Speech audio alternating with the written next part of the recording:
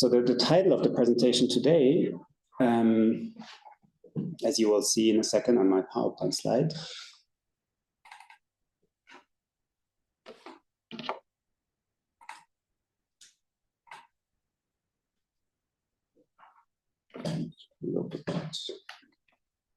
So that's the one. So this is the title, actually. So who is us and them in the climate crisis? And I want to talk a little bit about Austria and Slovakia. And so the reason for why I chose this title here is because I basically want to use this presentation today and the discussion to think about why this question matters, like this idea that there are certain social groups and people think about the climate as a process of social transformation, even though that's a question I'm going to talk about in the beginning, whether we can and actually should think about climate as a process of social transformation. And then what does it have to do with these ideas of what kind of group do you belong to, and how do you see others in relation to yourself in terms of the climate? And then the question is, of course, how do everyday understandings of justice, of inequality, which are expressed through a social logic of relations, then map onto this? Okay, so basically, I structured this presentation, which is pretty long for my normal standards, but according to three topics. The first is this question, can we think about the climate crisis as a process of social transformation? And I'm personally also really interested in how can we use insights from earlier historical transformations, for example, in East Germany, but also in Czechia or in Slovakia and Poland, to think about this process in this way. Then second, I want to talk about this comparison a little bit that I mentioned. It's not the only one, but one that I want to sort of foreground today, which is Austria and Slovakia. And I mostly will be discussing a couple of public opinion surveys to sort of construct this problem of how do people think about climate. And then I want to present what we call climate boundaries as a sociological approach. And I will be giving you a bit of the theory, the sociological theory around it. Okay, so first, can we think about climate as a process of social transformation? So, or better, in what ways can we think about it in this way? So, the first thing that is really a strong argument for why we can think about it as such is that if you look at the policy arena. So, for example, if you look at major policy programs enacted in the past years on the European level, for example, the European Green Deal, this idea of decarbonizing the European economies by 2050, and also reducing carbon emissions by 55% by the end of this decade, compared to levels of 1990s. So that is a major sort of goal that implies change on so many levels. At the same time, we know that climate is a problem of social inequality. In a sense, climate exacerbates and creates new social and economic inequalities. And there's this great work by French economists, well, it's basically neatly summarizing up how to think about this issue.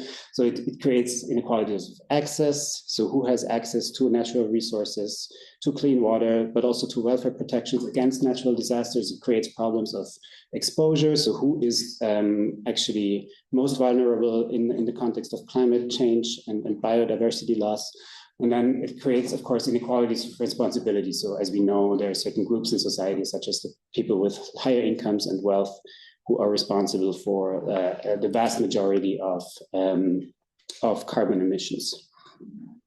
And then there's also evidence, and I'm saying this here because these European policies actually try to react to these problems. The climate policies themselves also create, such as carbon taxation, for example, create or also sometimes exacerbate inequalities, result in losses and disadvantages. For example, if you think about, of course, rising energy prices, which might be caused by taxes or other efforts to increase sort of, or to change sort of the energy supply. So we have increasing energy prices. We know that is something that affects poor households, especially. So there's this whole debate about energy justice. So how can climate policies then take into consideration that sort of socioeconomically disadvantaged parts of the population are going to suffer from those changes. And then also another case is, of course, subsidies for electric vehicles tend to favor those who are already advantaged, because they are the ones who live in places where they can charge them, or who have sort of even the financial means to even buy these vehicles. And so I'm saying this here because just to argue that these policies actually also reflect that to a certain extent, some of these inequalities. So if you look at these kind of European policies, you will find that they talk about how there are social effects of climate policies, and they try to sort of mitigate also social impacts. And one example would be this the so-called just transition mechanism, which is another policy that was it's kind of part of the European Green Deal package, which basically has this recognizes that there are regional differences across Europe. So some areas of Europe are in need of heavy decarbonization. There's a focus on, of course, coal mining, on chemicals, heavy carbon-intensive industries and regions. And here I actually brought you this. Well, this is a map. You can find it on the website of this just transition mechanism. And to fund, and you can think about where are these are sort of designated areas that are receiving at the moment already funds to sort of master and manage the transition. You can see that a lot of these places, not all of them, but there are a lot of places that are also sort of these former industrial power industrial heart of sort of social state socialist economies as well. You can see that in northern Bohemia, of course, here in Saxony, also in southern Poland, in Slovakia, and in northern Hungary. And of course, so if just a side note to this, so this idea in like this European framework, the idea, of course, that you can, the very same people who work, let's say, in coal mining can be retrained to a green job is quite far from reality, as we know, because basically you need completely different skills for producing green energy. Which again produces new inequalities. So, for example, there's a report from this year from the OECD that shows that the expansion of green jobs, whatever we call, well, these are mostly like, of course, in clean energy production, but in general, if you think about this idea of green jobs, they tend to be held by highly educated individuals. Right? So there's basically a class problem involved in transitioning to more green jobs as opposed to the polluting jobs. Okay, so a second argument for why we can think about it as a social transformation, I think, is if we look at how people actually think about this problem. So there's, for example, there's evidence, and you probably know this, it's recited a lot, so that actually people care quite a lot about climate in a sense. So they're concerned about rising temperatures. Most people are in Europe. Most people actually consider it a very serious problem, and the debate is often about what should we do about it, basically. So the measures or the specific policies that are sort of enacted to tackle this. That's where the controversies really start. And if we look at even more specifically at what makes people actually support climate policies like carbon taxation, subsidies for green industries and things like that, we can see there's a large literature on this, and it's quite interesting. But I'm just kind of cherry picking some of the findings here. But one trend that is quite clear is that there are people who are already more open to social change in general are also more open to support climate policies. So. And then, of course, the question is, what does it mean to be open to social change? So that's a question of political attitudes, of course. It's a question, of course, how people, sort of their past experiences will matter here. There's a lot of, I would say, in the survey research, a lot of focus on how people imagine the future in a sense, but I'm not aware of so much empirical research that actually ask, okay, how do past experiences really sort of matter in shaping how much people are open to social change or not? And then there's research that's showing that most people actually want the climate policies if they want them to be efficient, and they also don't want them to be economically harmful.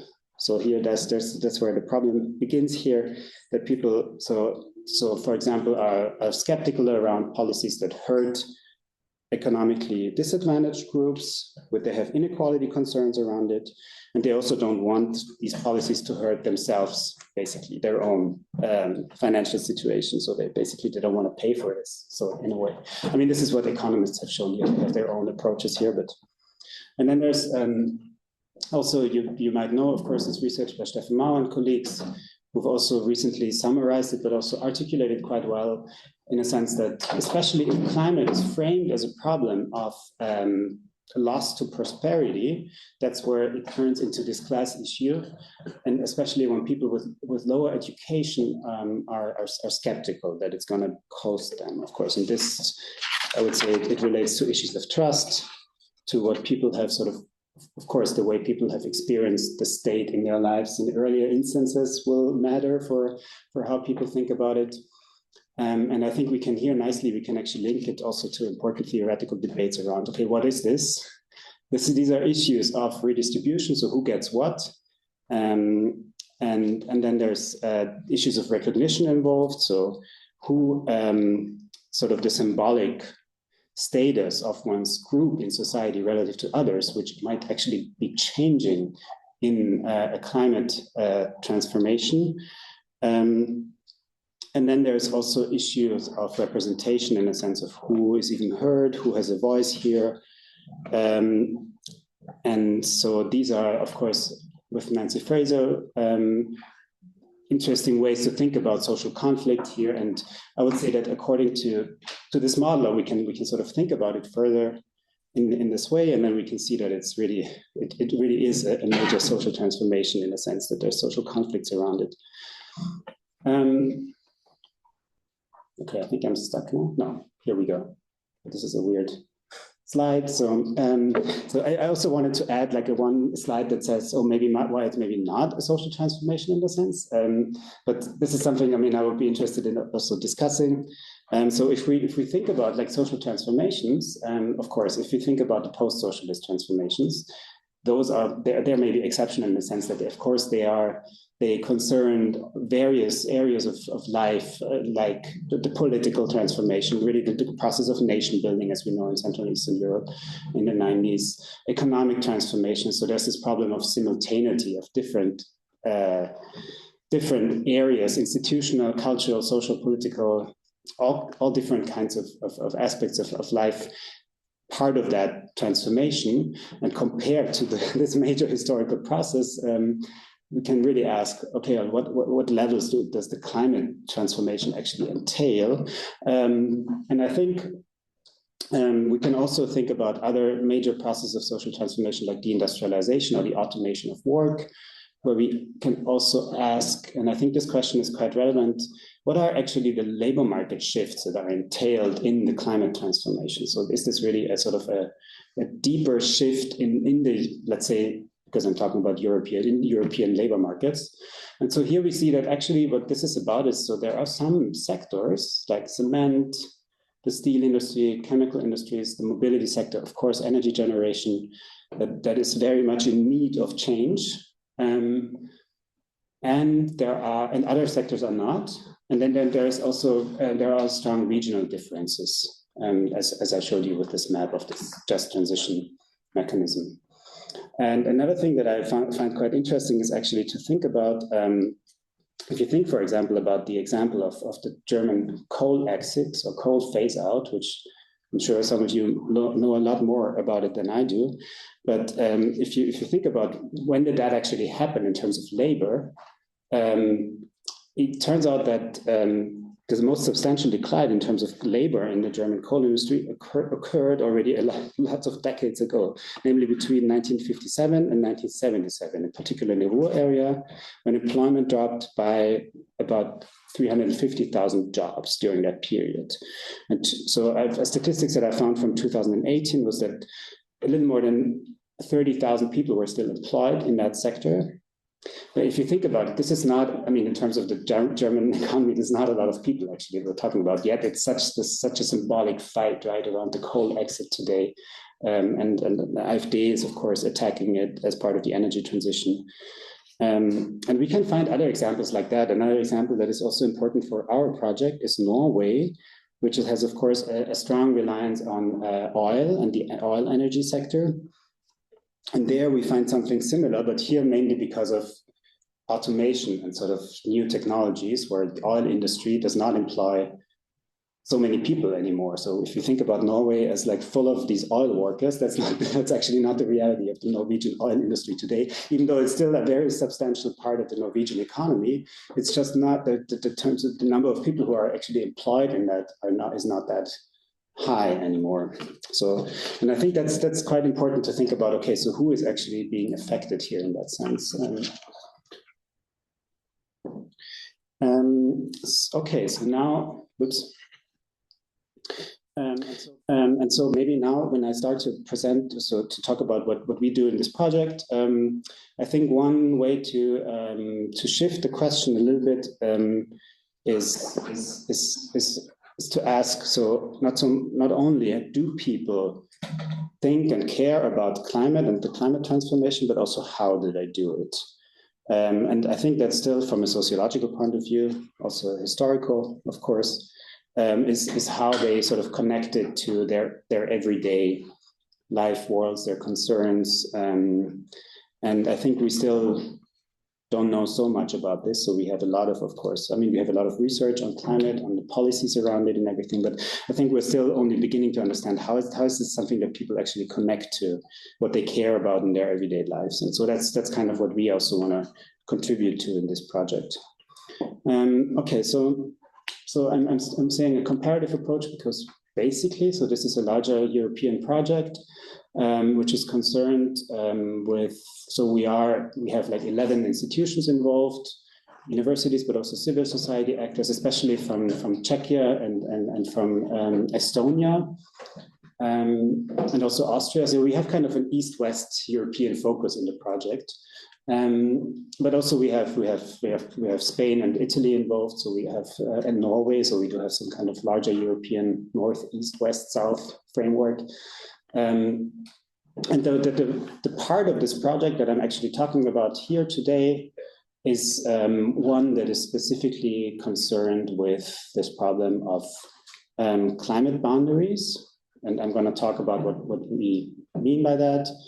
And this part, it's basically 4 countries involved here. And the main question here is how people link emotions of climate to emotions of inequality. So I would say that's our main empirical question here. And we do interviews and focus group discussions in these countries. And we also work with social media data at a later stage. So we haven't started that in this, not for this work package yet. But yeah, so that's the idea basically. And I thought, well, because I mean, so these interviews have started already. In some cases, we're already almost done with them. For example, in Slovakia, but I will not be able to really give you like the juicy insights from them yet because it's just too early and we haven't done the analysis yet. So I will be talking more about, okay, what do we want to find out and what is it that we actually find out?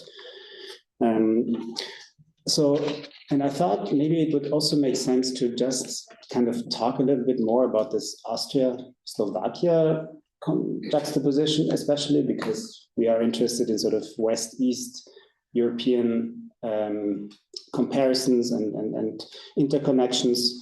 And so that's what I wanted to talk a little bit about now.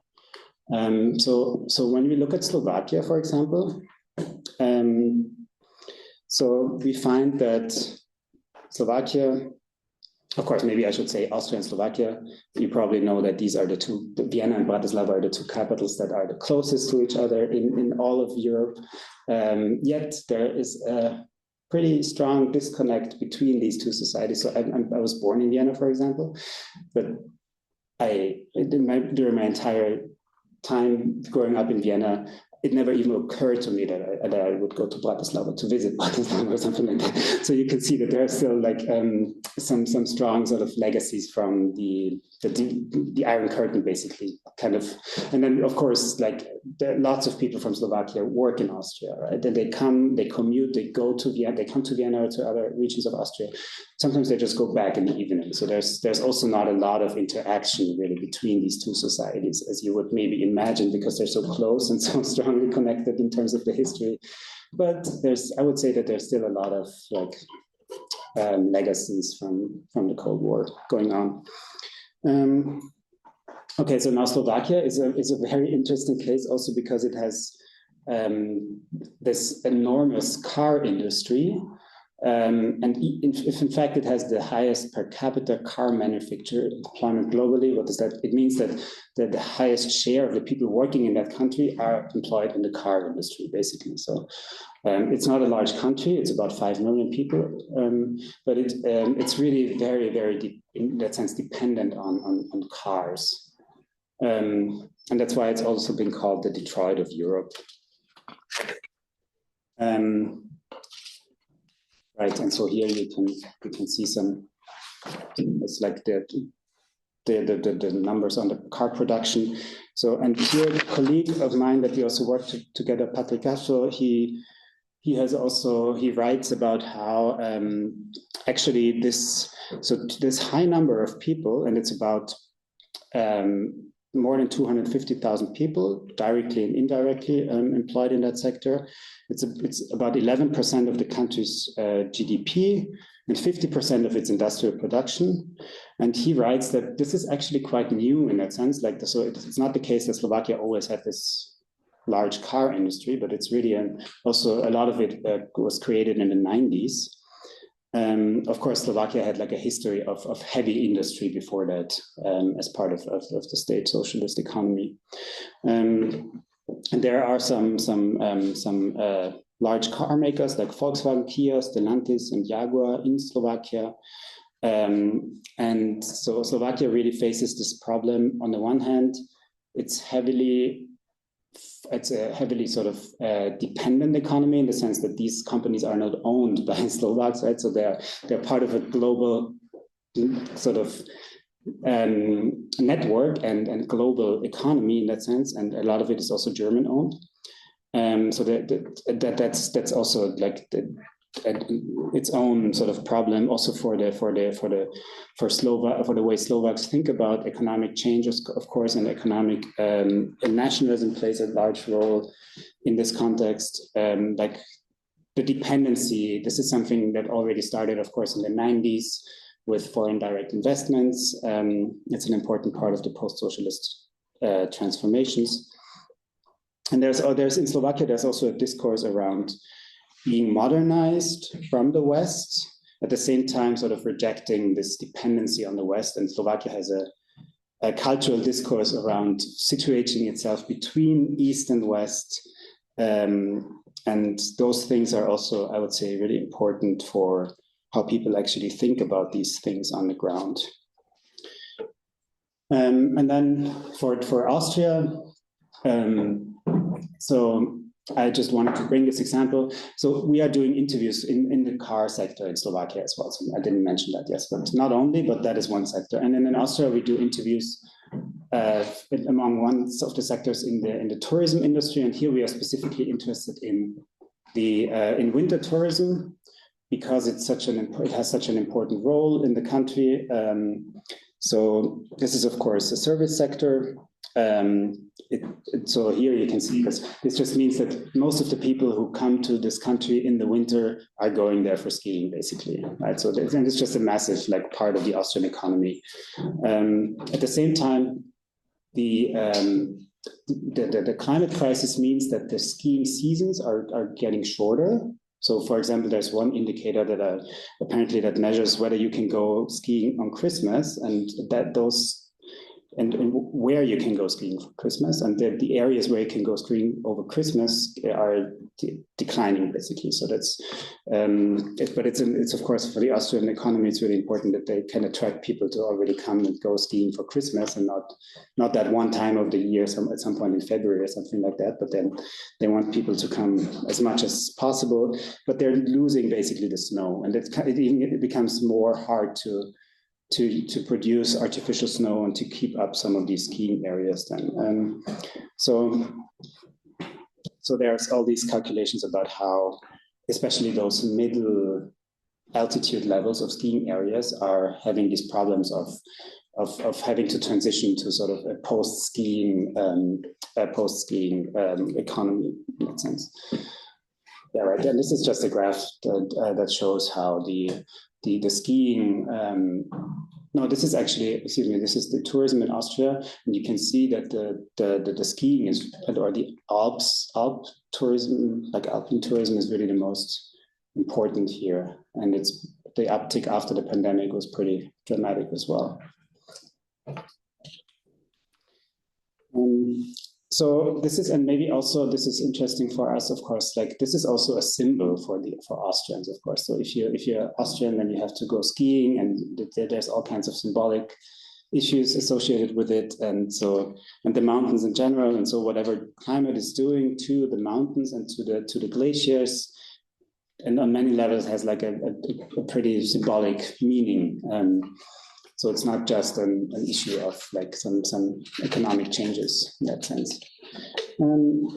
Now, I wanted to give you some insights that are that somehow show how people in these two societies think about climate. So this is quite hard to read, but basically, the reason why I want to give you some of these public opinion insights here is also to think about, okay, what is it? What are actually the questions that people are being asked here, and how can we also, what is missing in a way, right? So this is interesting, but there's something missing as well. So here, what you see here, this is the Eurobarometer poll from last year. You can see like what are the issues that people care most about here, most serious problems, and I wanted to show this because you can see that for Austrians, it's climate change it seems to be the top priority here with 18%. For Slovaks, 8%. It's not the top priority. So other issues such as armed conflicts are more important here. And now we can also think about, so I think this survey is actually quite interesting because it asks also it asks people about everyday practices, which we often don't get. So it's consumption choices, it's like recycling, or what do people buy? Do they care about sorting their waste? Do they eat meat, or do they fly, and things like that? And so there are some interesting differences here. So for example, you can see that Austrians apparently in the last year, they bought an electric car, 7%, quite a lot, and only 1% of Slovaks did. Or this is the other way around. 11% of Austrians have insulated their home to reduce energy consumption, but 24% of Slovaks did. And here, of course, we can think about how maybe, of course, the condition of these buildings in Slovakia and the need to really sort of upgrade them, and basically people will also save money if they do this, right? So that's probably what also explains that a little bit, why it's more important for Slovaks here.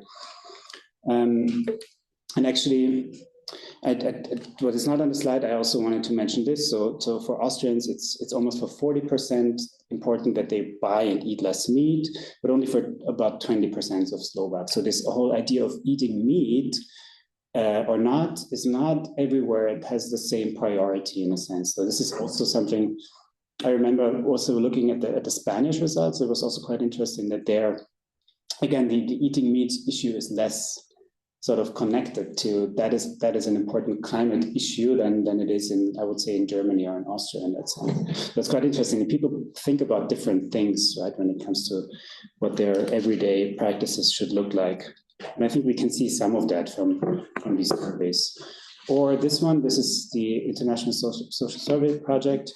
These are specifically some of the questions that ask how people relate climate to economic issues. You can see that here and this is that Slovaks are actually a lot more skeptical in terms of so the question is, are you ready to pay higher prices to protect your environment? And we can see that, actually, no, the question has to be somewhat differently formed here. Okay, basically, maybe the next one is this. Yeah, I think there's, okay, I think it should be the reverse. I need to check that. Basically, what we see from this ISSP data is that these economic concerns are more important for Slovaks when they think about climate than for Austrians.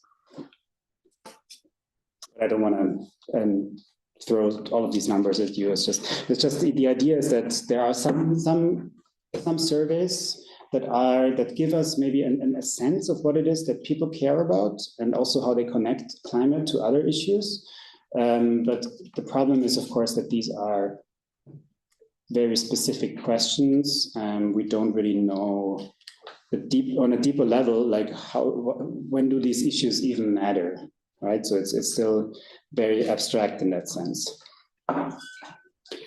And this is why, so we want to bring in a different approach here, an approach that looks more to everyday knowledge, and also to this problem of how do people what is the salience of inequality issues, and then also climate issues, and what is the sense of maybe everyday ideas of justice in the way people think about these things.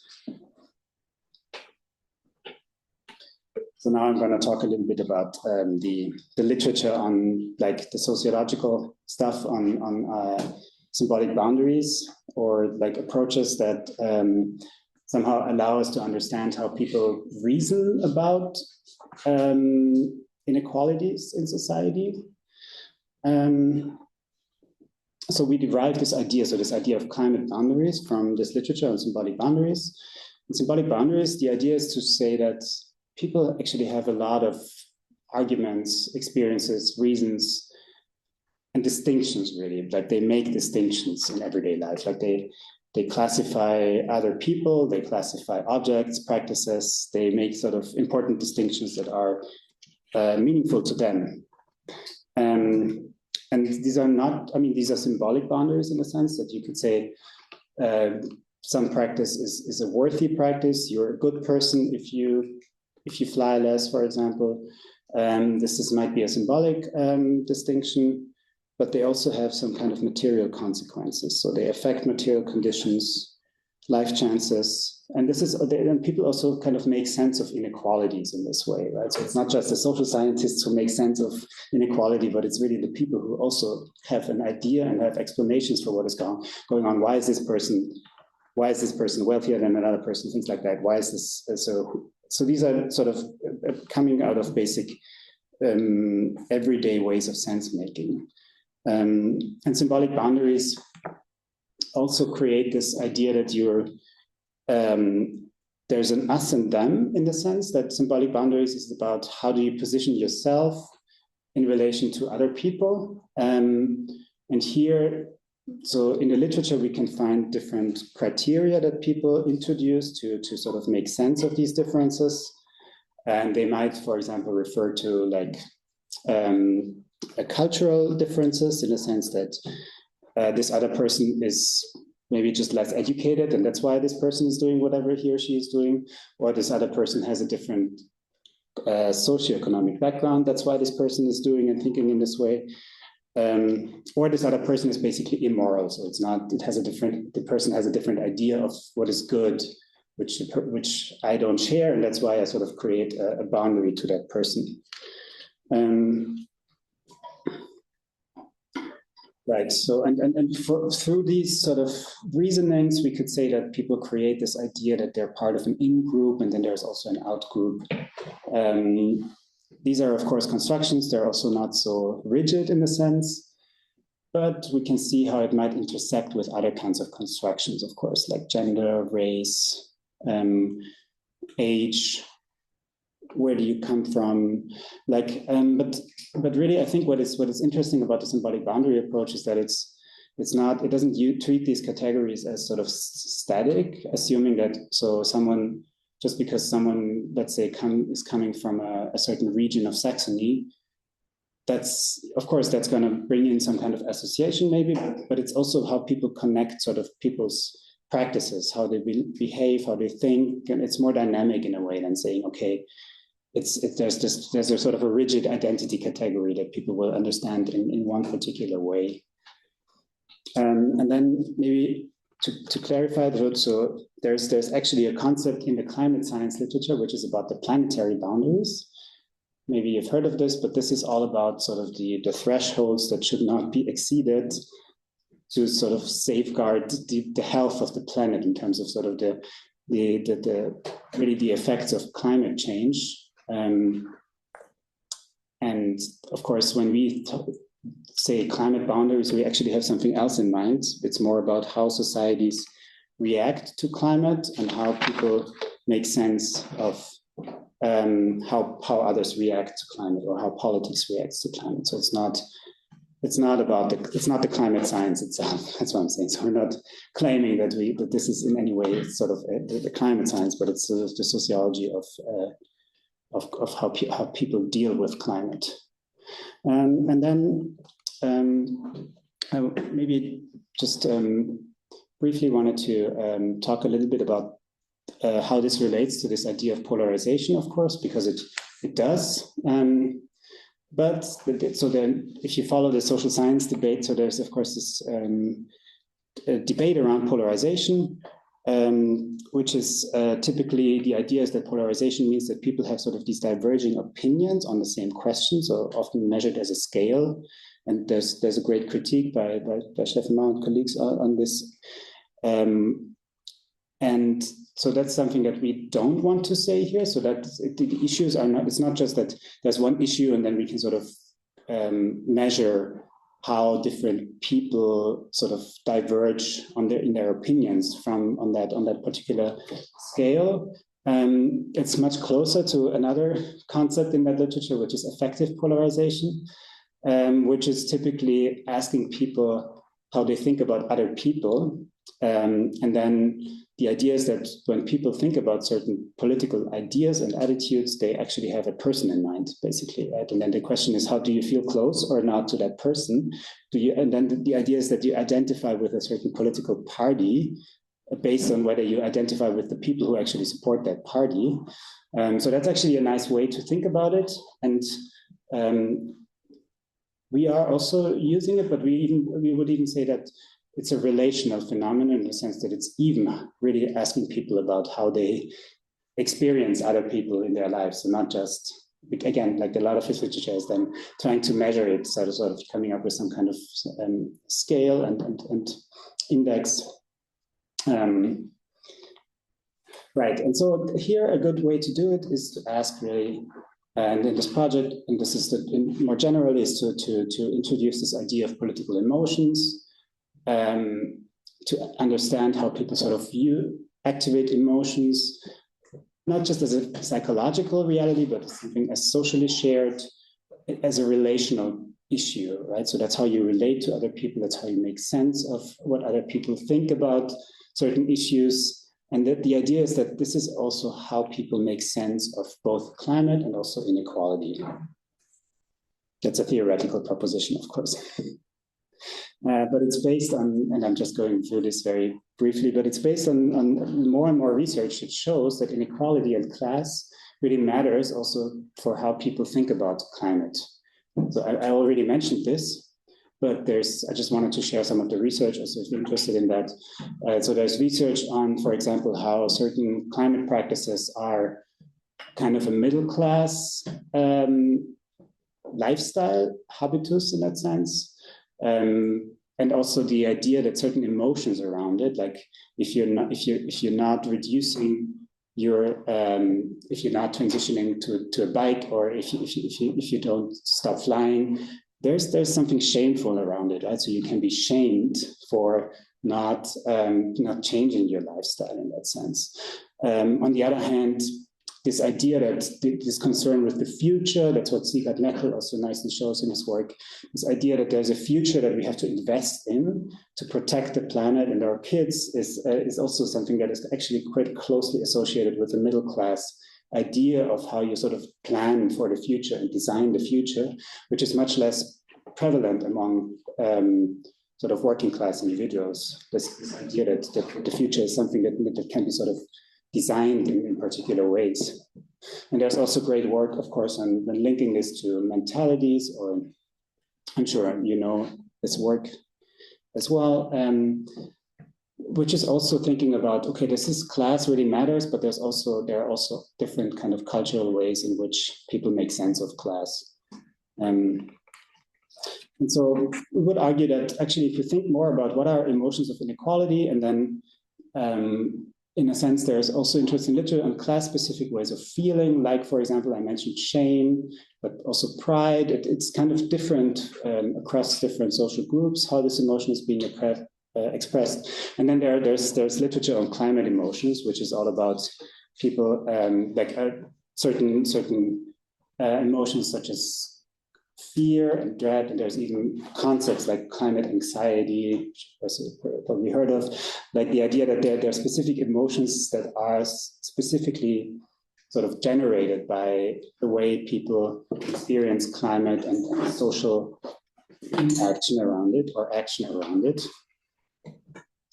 Also, generational issues, of course, are important here, like who actually feels climate anxiety. So this study that's up on the slide argues that it's, of course, younger people who experience that emotion, whereas older people have other ways of relating to the problem. It doesn't mean that they ignore the problem in that sense, but it's just a different way of sort of relating to it. And so it matters because really, if we think about what people actually care about, we will have to somehow also take into consideration, and we should, sort of this level of emotions, because that's often how sort of relevance is created for someone, right? It's something is perceived as an injustice, or something is perceived as something that resonates with particular memories, biographical experiences. Those are sort of moments when emotions are coming in. And this is particularly important, I would say, for what we want to do here, this idea that they're relational. So that's how you relate to other people. And we can actually try to understand more about what people care about if we ask them about other people around them. So that then they will talk more about sort of these moral commitments. So there's some literature, sociology, that can be used to back it up, but it's and emotions in this sense, they can create ties to other people, but they can also sort of block this kind of interaction or make people avoid each other. And this is somehow connected to how people think about inequality as well. So I'm curious to hear what you think. Maybe this is all too theoretical and not specific enough, but a lot of it is, of course, in the end, also a question of, can we actually find it in the interviews? Do actually people make these connections or not? I would say there's, of course, a difference between like the theoretical ideas around it and then the actual empirics, but yeah, and today I have the pleasure of doing the theoretical part. Now I want to just moving towards the end and talk, just share some infos about who are the people who we're talking to here, and this might be again interesting for some of you who are also interested in sort of this class dimension. So we have a sampling criteria here where we distinguish 3 positions basically according to a class scheme, and we talk to skilled workers, sociocultural professionals, and managers. And so we talk to these people in these industries, like, for example, the car industry in Slovakia or tourism in Austria. And the idea is that this is not just a class position in the sense that people have different incomes or wealth or education, but it's also they have a different level of autonomy at work. So if you're, for example, a sociocultural professional, which most academics are like we are in a sense, and then you have more autonomy at work, right? So you can make decisions, so there are more ways in which you can design your own time during the day. Whereas if you are, of course, if you're a skilled worker, there's more people who will tell you what to do all the time, right? And so these the idea is that this really matters also for how people think about sort of the change and this kind of whatever way that the climate issue then affects them in their work. And we also look at I haven't mentioned this, but we decided that we also want to look at care work also as part of this climate transformation. So we also talked to nurses and doctors, so these three categories within healthcare institutions, to also understand.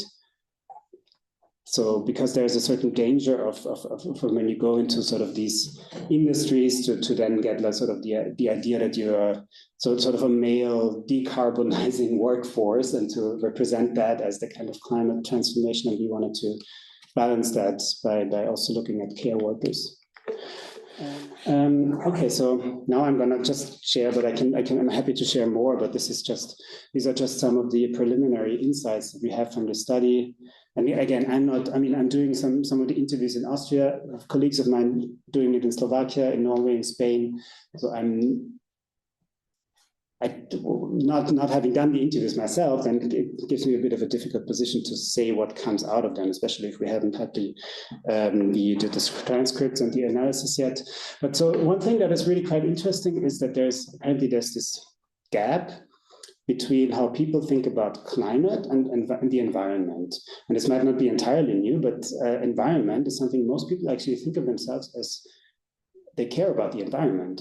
So, and even people who, like in some of the Slovak interviews, even some people who then said really rejected sort of this idea of a climate transformation, but of course they had this idea that the environment is really important to them, and they come up with certain practices, how they themselves protect the environment. And climate, it seems like the whole terminology of climate seems to be something more, in a sense, open, but also as the social and symbolic boundary terrain of there are certain people who want to tell us something, that we need to change something. So climate is certainly more of a contested issue. And there's also this problem of climate talk as a kind of virtue signaling, in the sense that we recognize this. So we're setting up these interviews, and it's typically, if you set up interviews in a sociological study like that the people who will respond are also people who share some of the concerns, and so they're also they tend to be maybe also environmentally conscious, and they embrace sort of the climate transformation discourse. And we realized there's a bit of a problem here in terms of when you talk about climate, that you're talking about what people think you want them to talk about, in a sense, right? So it's even harder to get at that level of, okay, what is actually your personal connection to this issue now? Because there's already, of course, there's a large social conversation going on, but there's also this problem that because climate is like connected to issues like moral lifestyles, and that's something that makes it harder in a way to talk to people about how they sort of construct it in their everyday lives. Yes, exactly. So that's really a need to look beyond that level of sort of virtue signaling around it. And then to share this, this is maybe quite interesting also, because we ask people also to tell us about their work and how climate issues then appear in their work. And so it turns out that people then like to talk about, so on the one hand, it's something that changes that are in the material that they're using. If they are, for example, working in the automotive industries in Slovakia, like there are different materials, or there's sort of sustainable materials coming in, so that changes something for them. Then the work conditions, that's another topic. Like, do you have the temperatures are rising in the summer? Is there air conditioning or not? It turns out there's often no air conditioning, so the work conditions are sort of a problem really for a lot of people. That's one way also how they connect it. And then we also, I don't really have anything substantial to say about this, but we would be really interested in whether people have experienced something like what I mentioned in the beginning, these like European policies, the European Green Deal, or like these large frameworks, if they experience it in their work realities at all, like how do they even make sense of these larger policies? Of course, most people don't even know these policies. Obviously, I mean, probably maybe you know it, but it's really not. You can't just go in and ask them. So, what do you think about the European Green Deal? It's just not going to work. So if there's any. But it's interesting how do people actually make that connection if they make it at all. But I would love to give you more info on that, but I just don't really have anything substantial yet. And then of course this question of how larger phenomena, natural disasters also matter. And here are a lot of questions around justice, in a sense, like who has to bear these costs? Are people responsible if they are sort of living in areas that are known to be disaster prone, or where there will be flooding? What is people think a lot about these things, actually. So there's a lot, and they have stories from their environment, from their social environments around these things. That's the other thing. So it's so it turns out that this framework of talking to people about other people, it does work. It's not quite easy because people also, of course, they don't want to express negative boundaries primarily, but it's really, there's something about how they think about this problem, what they observe, how others around them are doing it, and then they kind of position themselves in relation to that. Okay, but I think I will leave it there at that, and I'm looking forward to your questions, and thank you very much.